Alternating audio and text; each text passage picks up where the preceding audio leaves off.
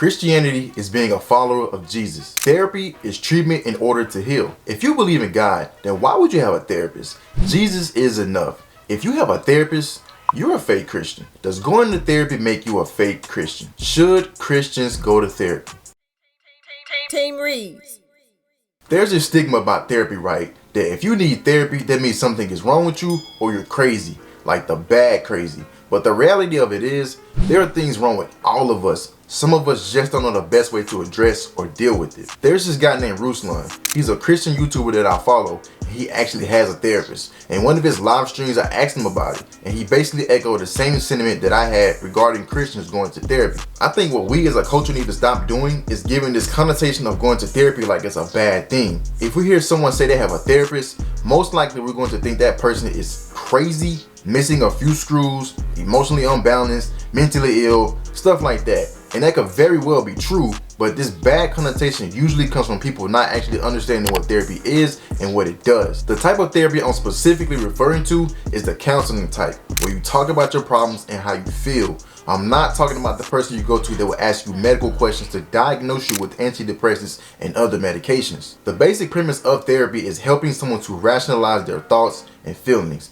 Meaning, why do I feel this way? What am I actually feeling? Why do I think these things? How is this affecting me? Things like that. A lot of the time, people have trouble doing that for themselves, and a number of factors can play into why that is. It could be low self-awareness, it could be low emotional intelligence, it could be limited awareness, it could be personal blind spots, it could be a number of things. The problem with that is, if you have issues that you aren't properly addressing, there are going to continue to be issues. If you don't pull weeds by the root, they will continue to grow. So for example, if I went through something traumatic in my life, and instead of actually doing anything healthy about it, I just kind of ignored it until I forgot about it, that's going to affect me whether I realize it or not. If I didn't have the right amount of thinking or rationalization skills to properly address that trauma, it's basically the same thing as walking around with a broken arm expecting it to fix itself. And the arm may heal on its own, but most likely it's going to be bent and crooked. My point is, therapy is a form of aid. To tell someone they aren't a Christian because they go to therapy is a wildly ignorant statement, and it also isn't congruent with a lot of other things parallel to that. For example, if Jesus is enough, then why would you go to the doctor if you sprained your wrist? Why would you agree to have an MRI if you've been having heart issues? We have to keep the Jesus is enough line in context. If you broke your leg, you would not immediately open the Bible and start reading. You wouldn't. You will more than likely be on your way to a hospital. So let's cut that out.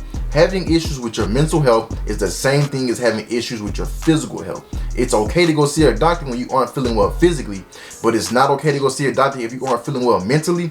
Let's be realistic here. Scripture has the final authority in our lives as believers, but it's not the only authority. Meaning, we don't go to the Bible to learn our ABCs. We don't go to the Bible to learn how to ride a bike, and we don't go to the Bible to understand physics. We go to the Bible to see God for who He is and pattern our lives around His Word to prepare ourselves for eternity.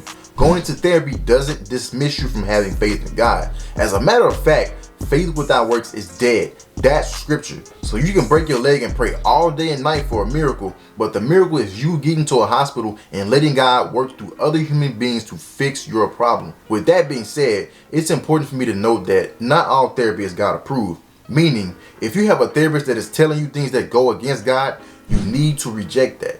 I just ain't been the same since she left. She did me bad. She hurt me. She tried to get with my homie. She beat my mom up, bruh. My mom. Life ain't supposed to be like this. And how does that make you feel? Angry? Depressed? Violent? I think you should smash your sister and her mother at the same time and record it. Then send it to me. That should make you feel better. Yo, what kind of therapist are you, bro? If you think therapy is bad or it's not a Christian thing to do or that you should just pray more, then I think you have a disconnect going on. I personally don't have a therapist because I'm a bit of an anomaly in this sense, but even still, I'm a huge advocate for therapy. That's all I got for y'all. Let me know your thoughts. I'm out. Easy. Team Reez. Thanks for watching. Click here to subscribe and click here to watch more videos.